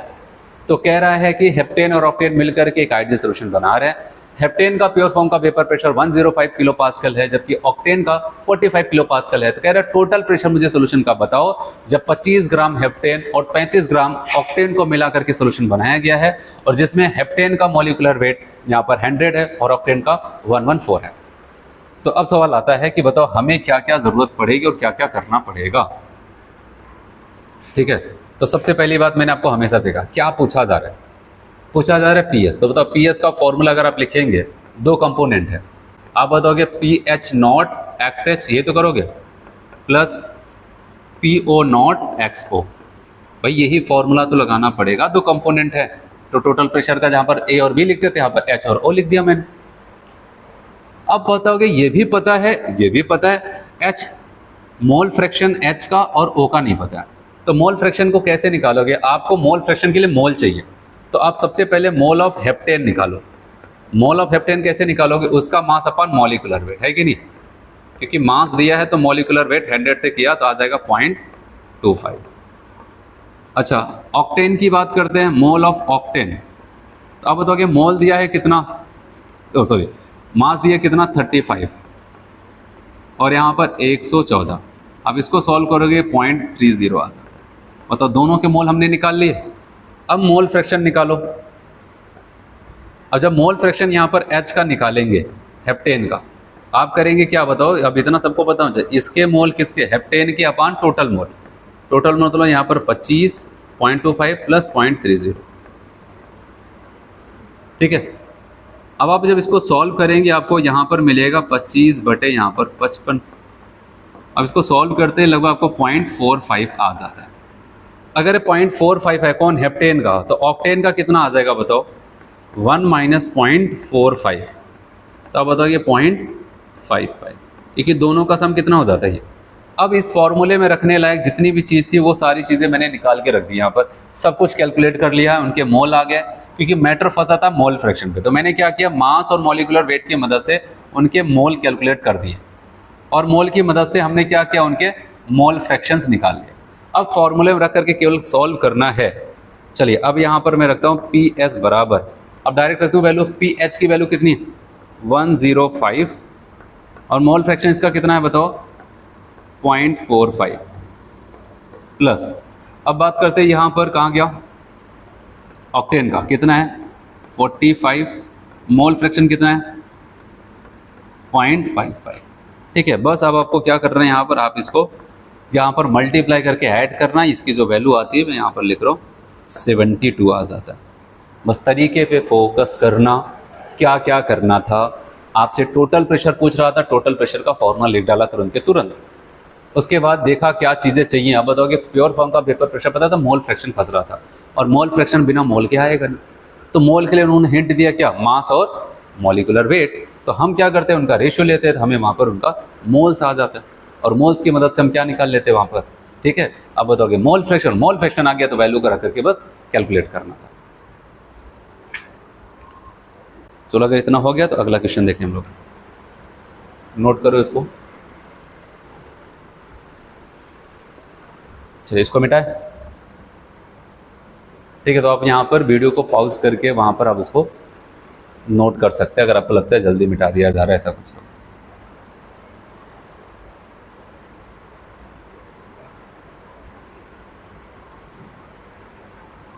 देखो ये सब अच्छे अच्छे क्वेश्चंस यहाँ पर रखे गए हैं,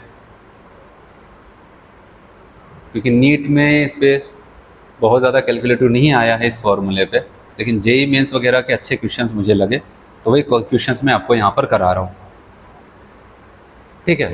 क्योंकि अब ऐसा नहीं कि यहाँ पर नहीं पूछा गया है तो ज़्यादा कैलकुलेटिव तो नहीं पूछेगा, पूछ सकता है, ठीक है, क्योंकि बेसिक से क्वेश्चन है यहाँ पर और आपको कॉन्सेप्ट बता दिया गया। चलो क्वेश्चन नंबर 12 को सॉल्व करते हैं। पहले क्या बताया मैंने, क्या क्या दिया गया उसको सुनो। कह रहे दो लिक्विड है X and Y form an ideal solution 300 kelvin, vapour pressure of the solution continue. तो सोल्यूशन का वेपर प्रेशर आपसे कह रहा है क्या, जब 1 mole of X and 3 mole of Y तब 550 mmHg आए। फिर कह रहा है at the same temperature, temperature वही रखा जाए, 1 mole of Y is further added to it solution, vapour pressure of the solution increase by 10 mmHg। तो कह रहा है कि जब वहां पर वाई का 1 मोल और बढ़ा दिया उसी मिक्सचर में, तो अब वेपर प्रेशर पता चला 10 mmHg और बढ़ जाता है। अब कह रहा है कि vapour pressure of X and Y in a pure state will be, उनका प्योर फॉर्म का वेपर प्रेशर मतलब आपको पता है क्या पूछा जा रहा है, P X naught and P Y naught आपसे पूछा जा रहा है ये। और कहानी यहाँ पर जो सुनाई गई अगर उसको मैं बताऊँ, यहाँ पर 2 स्टेटमेंट आपको बताया गया है, थोड़ा सा ध्यान देते हैं। पहला जो स्टेटमेंट है कह रहे हैं जब x के 1 मोल, एक बार फिर से मैं कंफर्म करूँ, हाँ, x का 1 मोल एंड y का 3 मोल लिया गया, ठीक है, तब टोटल प्रेशर जो यहाँ पर निकल के आया है वो 550 आर mmHg के साथ। फिर एक कंडीशन और देता है, यहाँ पर मैं थोड़ा नीचे लिख रहा हूँ उसको, कह रहा है कि x का जो है वहाँ पर उनको रहने दो, जो है उसको रहने दो।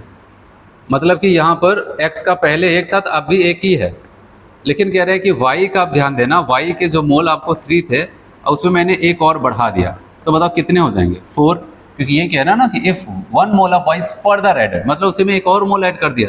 अब कह रहे टोटल प्रेशर 10 बढ़ जाता है, पहले कितना था 550, अब 10 बढ़ गया तो कितना हो जाएगा बताओ 560 बढ़ जाता है। आया समझ में? ये है इनकी कहानी।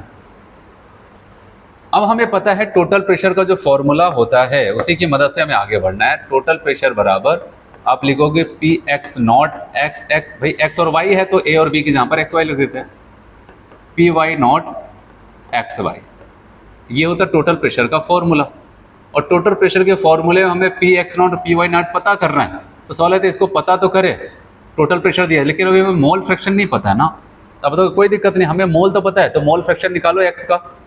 एक्स का मोल फ्रैक्शन कितना निकालोगे, एक्स के मोल कितने हैं 1, टोटल मोल कितना 1 + 3, तो 1/4, और 1/4 का मतलब बताओ 0.25।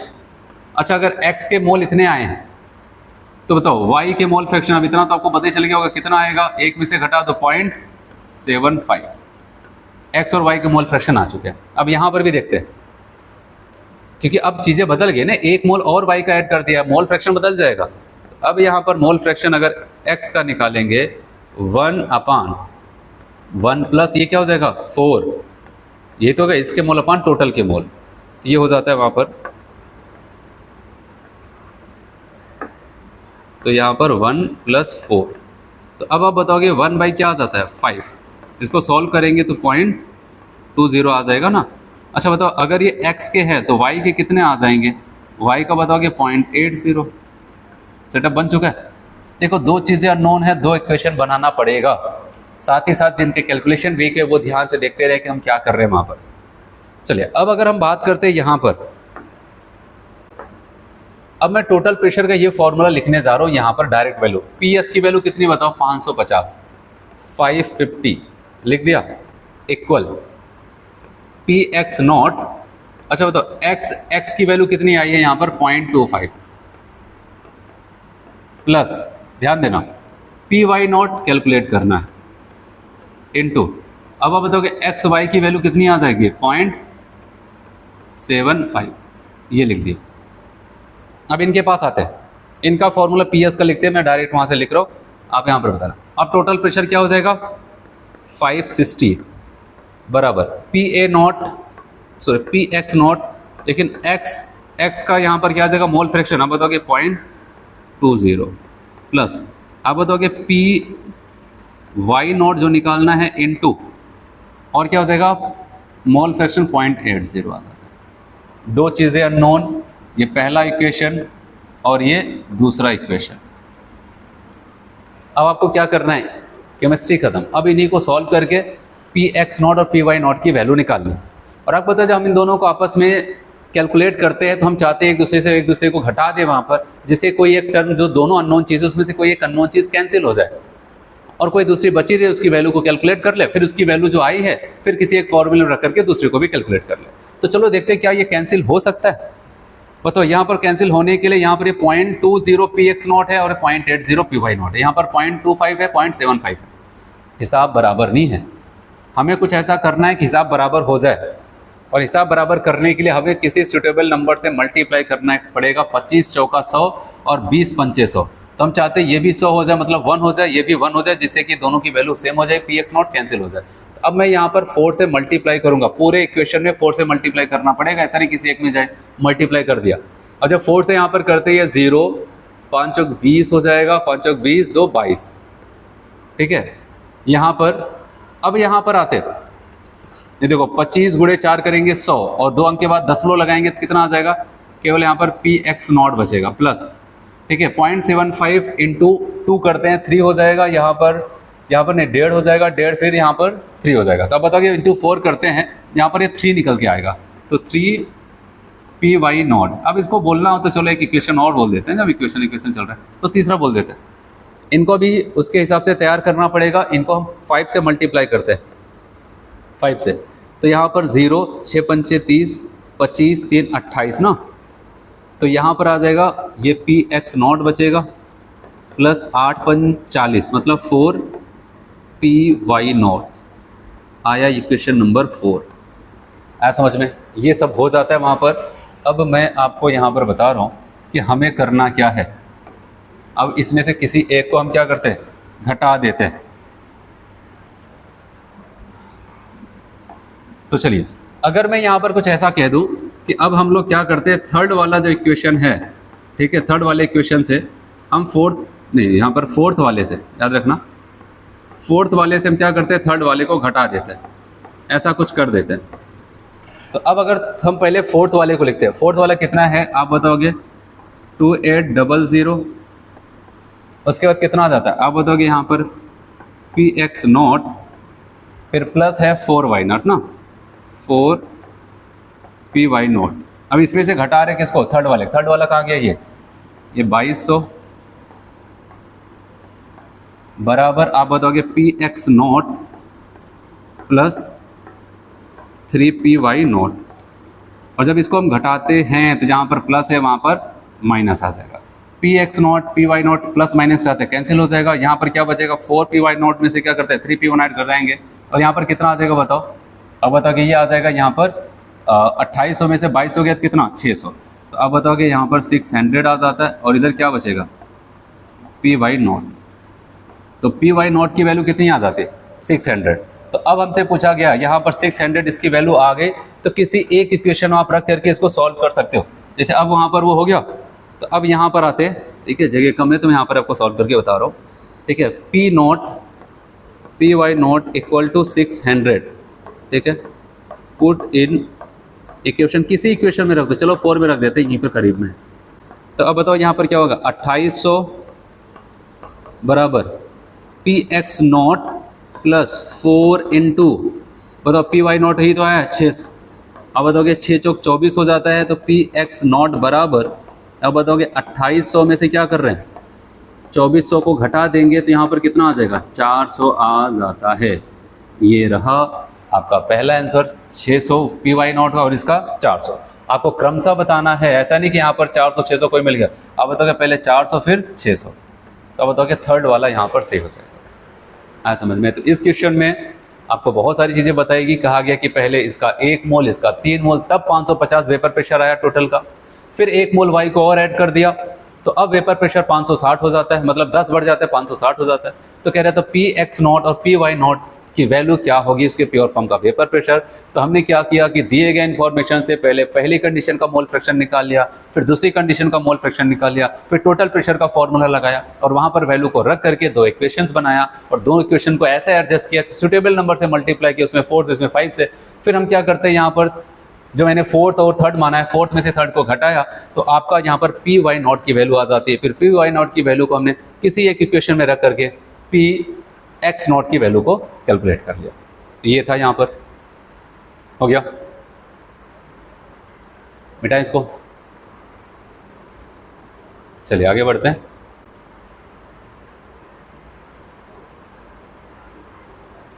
अगला क्वेश्चन, तो जितने भी यहाँ पर राउल्ट्स लॉ का हमने अभी देखा है, इसमें न्यूमेरिकल्स जो बन सकते हैं वो चीज़ें पढ़ रहे हैं और सब अच्छे अच्छे क्वेश्चंस यहाँ पर हम कर रहे हैं। कह रहे हैं at 80 degree C the vapour pressure of pure liquid A का कितना है, 520, ठीक है, and that of pure liquid B का 1000 बता दिए, ये भी सही।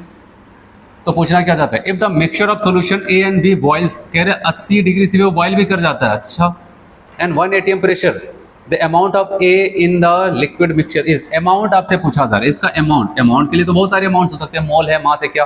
फिर जब ऑप्शन में जाते हैं तो मोल परसेंटेज पूछा गया।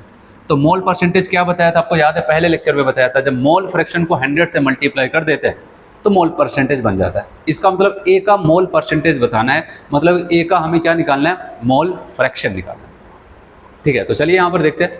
और एक चीज़ याद रखना, अगर दिए गए टेम्परेचर पे कोई भी लिक्विड या फिर कोई सोल्यूशन बॉईल करने लगे तो उसका जो वेपर प्रेशर होगा वो एटमॉस्फेरिक प्रेशर के बराबर होगा। एटमॉस्फेरिक प्रेशर कितना होता है, 1 atm, atm के साथ mmHg में अगर उसको बोलेंगे कितना 760 mmHg होता है। तो यहाँ पर आपको बताया गया कि 80 डिग्री से, ये भी की पॉइंट है यहाँ पर इस क्वेश्चन का, 80 डिग्री से टेम्परेचर दिया गया और कह रहे ए और बी का जो मिक्सचर है वो बॉयल किस पे करता है 80 डिग्री से। इसका मतलब यहाँ पर याद रखना तुरंत के तुरंत, क्योंकि इनके वेपर प्रेशर mmHg में है, तो आपको याद रखना है कि 80 डिग्री से बॉयल कर रहा है, तो सोल्यूशन का जो बॉइलिंग वेपर प्रेशर होगा वो कितना हो जाएगा 760 mmHg। तो ये लाइन हमेशा याद होनी चाहिए। दिए गए टेम्परेचर पे अगर कोई लिक्विड या फिर सोल्यूशन बॉईल करता है तो उसका वेपर प्रेशर 760 mmHg होगा अगर वहाँ पर 1 atm प्रेशर लगता है तो। वैसे नॉर्मली 760 रख दिया जाता है क्योंकि नॉर्मली जो एटमॉस्फेरिक प्रेशर होता है 1 atm मान लिया जाता है। तो चलो अब आते हैं, पहले देखते हैं और क्या क्या हमने चीज़ें इकट्ठा की। क्वेश्चन नंबर 13, आप बताओगे PA0 की वैल्यू है 520, PB0 की वैल्यू है 1000 और कह रहे हैं यहाँ पर क्या PS की वैल्यू है 760, ठीक है ये। और पूछा क्या जा रहा है यहाँ पर मोल फ्रैक्शन इनटू 100, ये हमसे पूछा जा रहा है। तो चलिए क्वेश्चन की शुरुआत करते हैं। यहाँ पर जब इसको सॉल्व करते हैं तो सबसे पहले टोटल प्रेशर का फॉर्मूला लिखेंगे, कहेंगे PA0 XA प्लस यहाँ पर PB0 XB, इसी फॉर्मूले की मदद से बढ़ेंगे। सवाल आता है XA पता नहीं, पता चला यहाँ पर XB टपक आया, वो भी नहीं पता है, तो कोई बात नहीं, हम क्या करते हैं कि XB की जहाँ पर लिखना चाहें तो यहाँ पर क्या लिख सकते हैं 1 माइनस XA, है कि नहीं। चलो वैल्यू को रखते चलते, अब यहाँ पर XB की यहाँ पर 1 माइनस XA लिख देंगे। PS की जहाँ पर 760 रख दिया।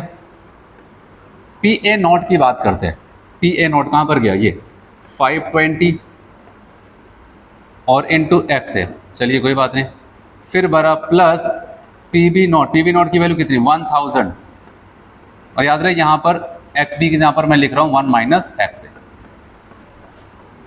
XA की वैल्यू को कैलकुलेट करना है। आप बताओगे यहाँ पर 760 520 XA, अब ये 1000 अंदर मल्टीप्लाई होगा तो 1000, ठीक है, और माइनस 1000 XA, समझ में 1000 को इधर भेजते हैं, फिर 520 को इधर भेजेंगे, फिर यहाँ पर आप बताओगे 1000 XA माइनस 520 XA बराबर 1000 यहाँ पर है और इसको इधर वहाँ पर भेज देते हैं, ठीक है। तो आप बताओ कितना 760, ऐसा कुछ हो जाता है। और जब यहाँ पर इसको घटाते हैं, आप देख रहे हैं 1000 में से 520 घटाएंगे तो कितना 480, 480 XA बराबर, यहाँ पर इसमें से इसको घटाएंगे 240 आ जाता है। तो XA बराबर जब निकालेंगे 240 बटे 480 करते हैं तो आप बताएंगे 24 दूना 48, 1/2 मतलब आ जाएगा कितना 0.5। ये मोल फ्रैक्शन आ गया। लेकिन आपसे कह रहे हैं कि नहीं, मुझे क्या बताना है वहाँ पर मोल परसेंटेज बताना है सभी ऑप्शंस में। तो आपको पता है कि मोल परसेंटेज बराबर, तो आप बताओगे मोल फ्रैक्शन XA इंटू 100 करना था और XA की वैल्यू आई है 0.5 इंटू 100, तो कितना आ जाएगा 50 मोल परसेंटेज आ जाता है। मतलब कि यहाँ पर डी वाला ऑप्शन क्या हो जाता है करेक्ट हो जाता है, ठीक है। चलिए हम लोग यहाँ पर अगला क्वेश्चन देखते हैं। नेक्स्ट क्वेश्चन यहाँ पर जो दिया गया ये भी जेईई मेंस का क्वेश्चन है, यहाँ पर ये भी अच्छा क्वेश्चन है। क्वेश्चन को पढ़ते समझते हैं। यहाँ पर a mixture of ethyl alcohol and propyl alcohol has a vapour pressure 290 mmHg at 300 kelvin. The vapour pressure of propyl alcohol इतना है 200। The mole fraction of the ethyl alcohol is 0.6 the vapour pressure of the same temperature. मतलब इसी का ही vapour pressure क्या होगा, पहले यहाँ पर चीज़ों को अलग से लिखो। क्वेश्चन नंबर 14 आपसे कह रहे हैं इथाइल एल्कोहल प्रोपाइल एल्कोहल का वेपर प्रेशर, मतलब एक सोल्यूशन का वेपर प्रेशर PS बराबर कह रहे हैं ये रहा 290, लिख दिया। फिर कह रहा है vapour pressure of pure propyl alcohol, देखो यहाँ पर vapour pressure propyl alcohol P लिख देता हूँ, P फॉर प्रोपाइल एल्कोहल, ठीक है, P फॉर प्रोपाइल एल्कोहल, इसका बताया कि 200 है mmHg। तो मोल फ्रैक्शन ऑफ इथाइल एल्कोहल, याद रखना mole fraction E for ethyl alcohol, ethyl alcohol का मोल फ्रैक्शन हमको इतना दिया गया और इसी का ही हमसे पूछ रहा है कि भाई ये प्योर फॉर्म का था, तो कह रहे हैं इथाइल एल्कोहल का प्योर फॉर्म का वेपर प्रेशर क्या होगा, आया समझ में। तो सोल्यूशन का दिया है, एक कंपोनेंट का प्योर फॉर्म का देकर के दूसरे का पूछा जा रहा है, तो सॉल्व करने का सिंपल सा तरीका भाई, हम शुरुआत करते हैं टोटल प्रेशर वाले फॉर्मूले से। पी एस बराबर पी ए, अच्छा यहाँ पर पी और ई माना गया ना, P P not x P plus P E not x P, ऐसा। अगर पी एस की बात करते हैं तो यहाँ पर बताया गया 290 बराबर पी पी नॉट की बात करते हैं, यहाँ पर कितना आ जाएगा आप बताओगे? इसका तो चलो ठीक है पता है, लेकिन सवाल आता है एक्स ई का मोल फ्रैक्शन पता है, पी ई का, एक्स पी का नहीं पता। तो आपको पता है इसी में से क्या करते हैं, एक में से इसको घटा देंगे, आ जाएगा 0.4, तो ये आ जाता है। तो अब इसका जो यहाँ पर आया है वो 200 आया है इंटू एक्स पी, कहाँ गया ये 0.4, अच्छा यहाँ पर प्लस है, प्लस साइन आएगा। तो अब प्लस करके क्या करते हैं, यहाँ पर पी ई नॉट ही हमसे पूछा जा रहा है और एक्स ई की वैल्यू तो 0.6 है। चलिए अब यहाँ पर देखेंगे तो कितना हो जाएगा, 4 दूनी 8, 80 हो जाएगा ना।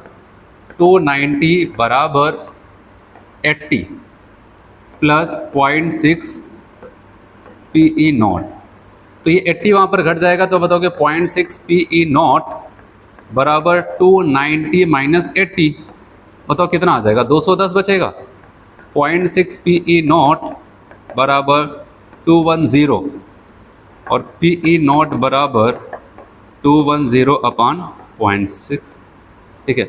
और जब इसको हम सॉल्व करते हैं तो यहाँ पर आप इसको एक जीरो और बढ़ा लेते हैं, 18 ना, यहाँ पर 3 यहाँ पर तो 350 के आसपास आ जाता है। तो बताओगे ए वाला यहाँ पर करेक्ट हो जाता है, 350 वहाँ पर आ जाता है।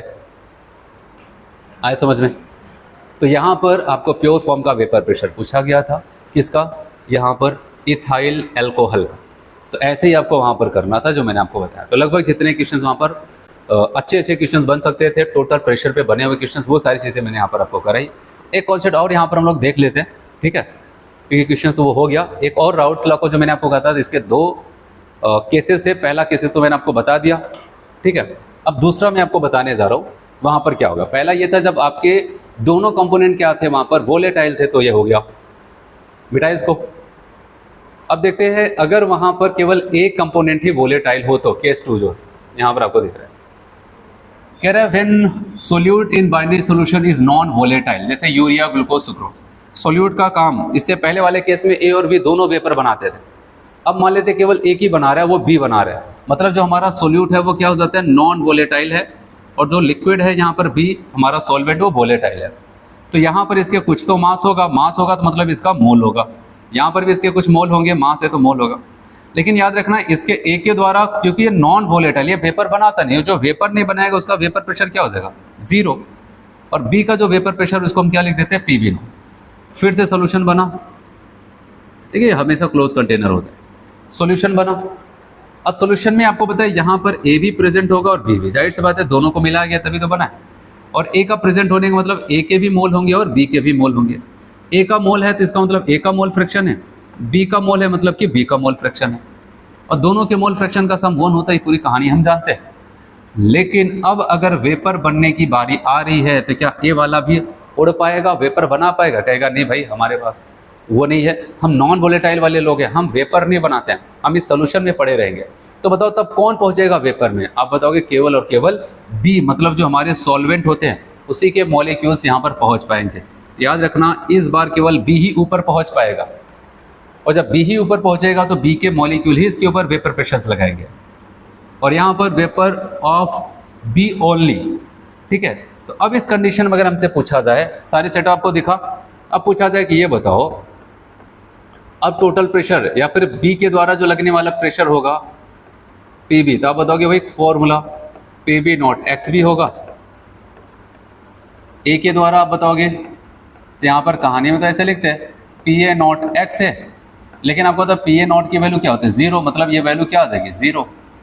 ये पूरी चीज़ आपको दिख रही है। अब अगर हमसे पूछा टोटल प्रेशर बताओ, तो टोटल प्रेशर कहता था भाई P A naught X A plus P B naught X B. जब ये वैल्यू 0 हो गई तो आप बताओगे पी एस बराबर क्या हो जाएगा, ये 0, तो P B naught X B. अब जो टोटल प्रेशर होगा वो केवल और केवल क्या होगा, बी के द्वारा लगेगा, और कितना हो जाएगा, P B naught X B हो जाता है। तो यही आपको यहाँ पर इनका दूसरा जो लॉ था वो आपको बताया गया। और यहाँ पर एक लाइन और याद रखना कि अगर यहाँ पर सोल्यूशन की बात करते हैं, सोल्यूशन फेज, इसको वेपर फेज कहते हैं। सोल्यूशन में दोनों कंपोनेंट है एक्स और ए और बी, इसलिए दोनों का सम यहाँ पर 1 हुआ। लेकिन वेपर में अगर पहुंचने की बात आती, कौन पहुंचा, केवल बी।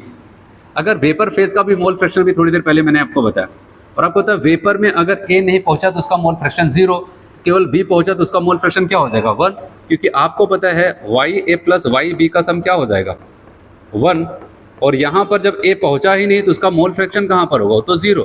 मतलब पूरा का पूरा जो 1 होगा वो किसका हो जाएगा, वाई बी का हो जाता है। इसलिए कभी ऐसा स्टेटमेंट अगर आपसे पूछा जाए, बी का मोल फ्रैक्शन उसके लिक्विड फेज में, मतलब सोल्यूशन फेज में और वेपर फेज में, ये कंडीशन यही होगी कि नॉन वोलेटाइल सॉल्यूट है, तो किसका ज़्यादा होगा, तो आप बताओगे वाई बी, बी का मोल फ्रैक्शन ज़्यादा हो जाएगा किससे, अपने ही सोल्यूशन फॉर्म के मोल फ्रैक्शन से। क्यों, क्योंकि यहाँ पर ए और बी दोनों का सम 1 है, मतलब कुछ ना कुछ 1 का हिस्सा ए में जाएगा और कुछ ना कुछ बी को मिलेगा। लेकिन यहाँ पर 1 का पूरा हिस्सा किसको मिल रहा है, बी को मिल रहा है, क्योंकि ए तो पहुँचा ही नहीं। अगर ऐसा कभी थ्योरेटिकल क्वेश्चंस बन जाए तो, ठीक है।